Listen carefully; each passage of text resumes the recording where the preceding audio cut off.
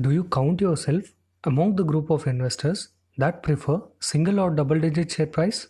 Say, a single stock that costs 5 rupees or 50 rupees to a triple or a quadruple digit stock that costs, let's say, 500 or 5000 each.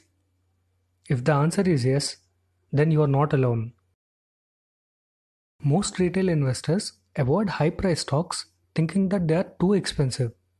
They feel that buying a small price share will fetch them greater quantity of shares as compared to lower quantities of high price shares with the same corpus of money.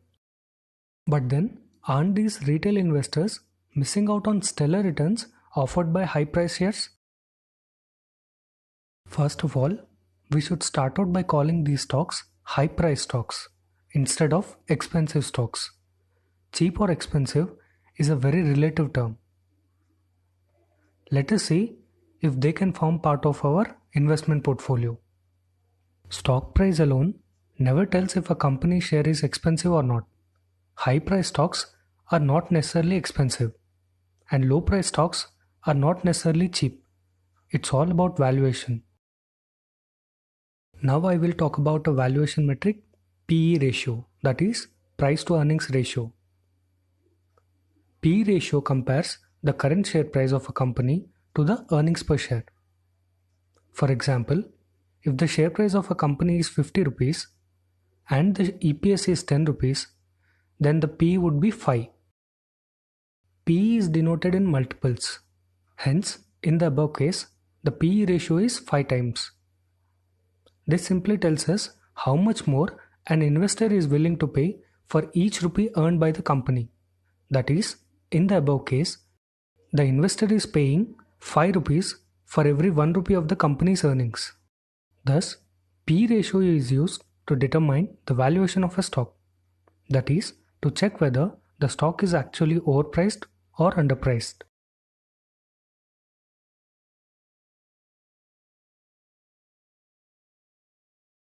An investor would typically like to pay as low as possible, and hence a low PE stock is generally considered to be undervalued stock, and investors tend to buy such stocks.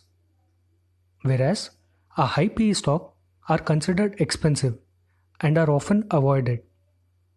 A high PE means that the individual is paying more for each rupee earned by the company. On the other hand, a higher PE also indicates higher growth expectations and the stock is highly regarded. Pros of PE ratio. It compares the present market value of the share with earnings of the company to better understand if the stock is undervalued or overvalued. It helps investors to take informed decisions about valuation of a company. It helps to identify a company's position within the sector. It helps to identify better stocks while comparing stocks within the same sector. Cons of PE ratio. It is not very useful while comparing companies operating in different sectors. Higher volatility of a stock price does not give a clear picture as to the valuation, since the share price might shoot up suddenly or crash due to some unexpected news in the company or industry or just speculative activity, thus distorting the PE ratio drastically. PE is a relative ratio in the sense that what might mean higher PE for one might be interpreted as low by others. So, generalization is not always possible. Generally, the PE ratio of a company is compared with the industry average to get a sense whether the stock is undervalued or overvalued.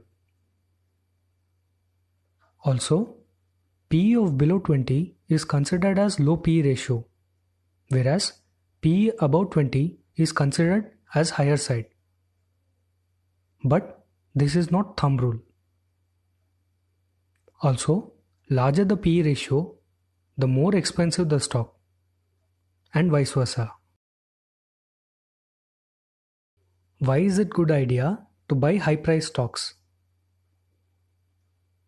high-priced stocks experience much less volatility than their low-priced peers and are less sensitive to day-to-day ups and downs in stock market. This is because these shares are mainly held by long-term institutional investors who do not participate in day-to-day speculative markets, and there is less portfolio churning. These shares generally have better quality of earnings, consistency, higher margins, and better management. Since these shares are less in supply due to long-term holding, they are difficult to manipulate by market manipulators. Also, speculators usually deterred by high prices. A high-priced stock that is in a definite trend, either up or down, has a far greater chance of continuing in the direction of trend rather than moving against it, since it makes it much more tougher for the markets to affect the trend change in these high-priced stocks. Most high-priced shares have a high market capitalization and hence are part of important indices with sizable weightages. Thus, they are on the radar of most institutions and fund managers who look to buy into them in every dip. This added demand drives prices higher. In fact, most industry leaders command high PE. High-price share companies enjoy high brand recognition, high brand loyalty, better goodwill, and industry respect. These companies work hard towards maintenance and enhancement of these variables, which ultimately lead to better price of shares. Since the number of shares that investors hold is quite less as compared to other small price shares, there is lesser propensity to sell a part of these shares to free up the investment, automatically making these investors disciplined and a loyal long-term investors. Most high-price stocks have a beta of less than 1. It means that the stock is less volatile than the overall market or index, and hence the stock tends to move up or down slower than the market. Most of these shares have high promoter holdings. Promoters are strategic investors who do not frequently sell their shares in open market. Also, most of these companies have high institutional ownership who rarely participate in the markets. And whenever they participate in stock markets, the change is mostly from one institution to another. These groups do not tend to panic easily and sell their respective shares whenever market goes down. The number of pledged shares, that is, shares against which loans are taken, is quite low or non-existent in these companies. Hence, there will virtually be no offloading of shares to recover the debt by lending companies, which usually results in fall in share prices. Then how to buy these companies? Well, few behavioral patterns can definitely help to buy these companies.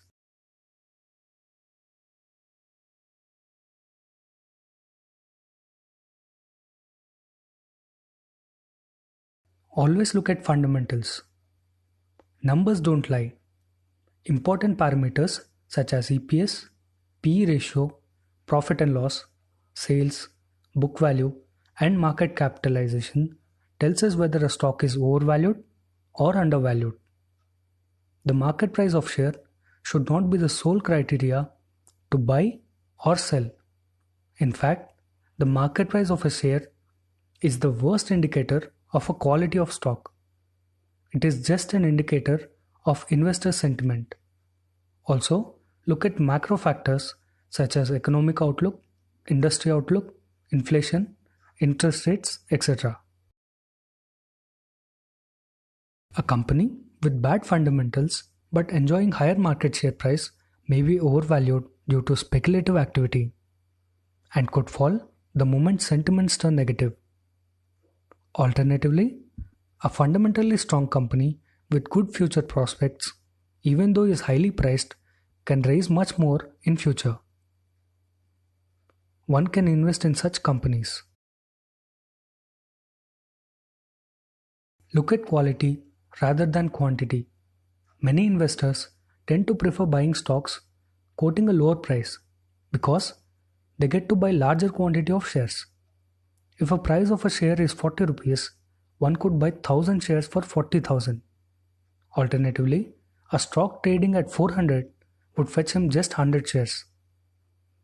Many investors feel that holding larger quantity of shares would reap higher gains, and hence most investors ignore high price stocks in favor of low price stocks.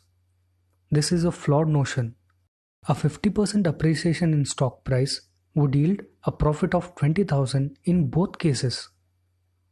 One must look at percentage return rather than price appreciation.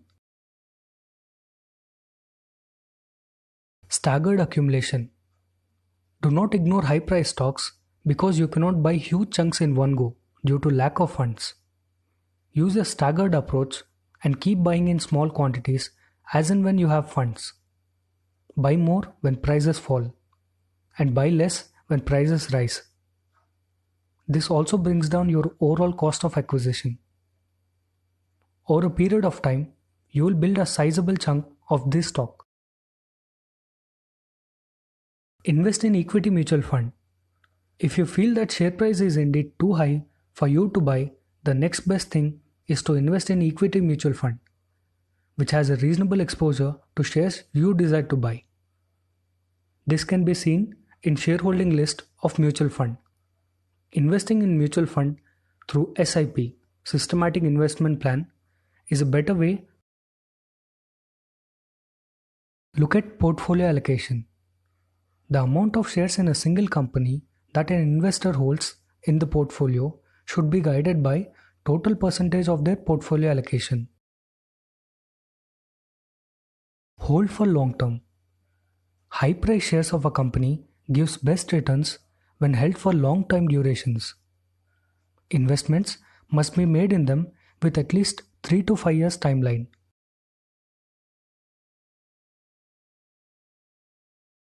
Hope you like this video. Subscribe to Share Subbu and click the bell icon so that you will never miss an update.